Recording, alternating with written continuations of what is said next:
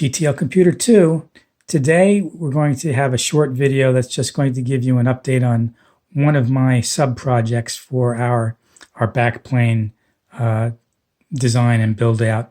And we know that most of the elements on the backplane are going to be passive elements, but there are going to be a couple of active elements, and one of those active elements is going to be a key circuit, and that's going to be our reset circuit for the computer.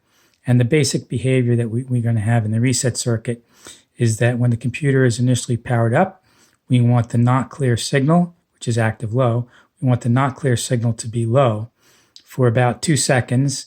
And then after that, we want the not clear signal to go high, and that will effectively put our computer into a run state. And then the active element that we're going to use to implement the reset circuit is a 74LS14, which is a Schmidt trigger inverter. And the key element for the timing here is a simple RC circuit. We have a 470K ohm resistor feeding a 100 microfarad capacitor, and that's going to control the timing of the reset signal.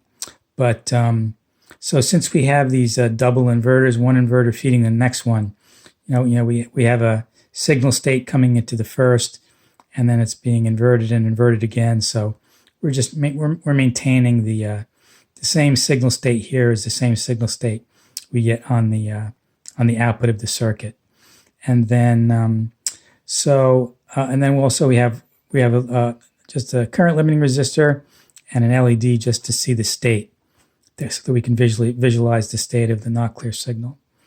So I already said that the resistor and the capacitor form the timing element in the circuit. So when power is initially applied, the voltage here present on the first inverter is going to be ground potential through this capacitor. So the potential here is going to be ground. Once power is applied, this capacitor starts to charge through the 470K resistor, and then at some point, the potential on the capacitor will reach the trip level for the inverter, and the inverter signals will flip, and the not clear signal will go high and enable our computer to run. So that's the basic operation here. The capacitor, it's initially connected to ground, and that means that the not clear signal will be low, and then this will charge, reach the trip voltage level for the inverters, and then the not clear signal will go high, enable our computer to run. Now, so that's how that's going to work on itself when it's just powered up. So we also need a way to manually reset the computer, and we do that by a switch here. And what this switch is going to do is it just allows us to discharge this capacitor, our timing capacitor, back down to a ground potential, and that will bring our not clear signal low again, doing the reset, and then that'll start that approximately 2 second. We release the switch that will allow this capacitor to begin charging again through the 470K resistor, and after about 2 seconds, again, this will charge up to a level sufficient to flip the signal back to high for not clear, again, allowing the computer to run.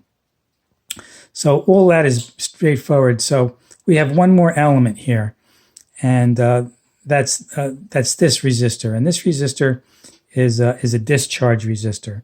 So what happens is, if once the power is removed, the computer is turned off. If we do not have that resistor here, this capacitor is going to hold the charge for a long time. So we could turn off the computer and turn it back on, and we'll never get our reset signal because this capacitor will be charged already. So we need this resistor here, that once the power is turned off, again, this capacitor can discharge through the resistor and come back down to almost ground potential.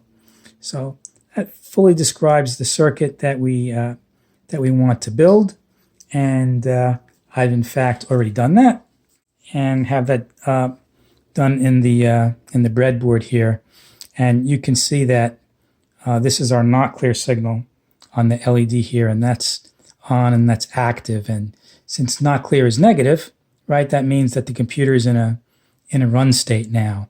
And then here's our switch, and we can just press that. Again, that will put us in our clear state. The computer is halted right now. Release the switch, and we have about that 2-second delay until the clear is released, which is what we want. And then if we remove the power, which I've done, again, watch the LED, power's on, right? We have about that 2-second delay again upon power up. Okay, so that is our that's our reset circuit in a nutshell, and that's what I wanted to prove this out and do it in the breadboard and get all the values and confirm that's all good before I do my final design. But this now is ready to bring this design, forward into our backplane build out. Okay, so just a short video today. I'm sorry, but I have a lot of pullers on my time right now, and it's just making our progression on the project be a little bit slow right now. But I want to keep the project moving, so I'm doing my best to do updates as I can. But that's it for today. Until next time, thanks for watching.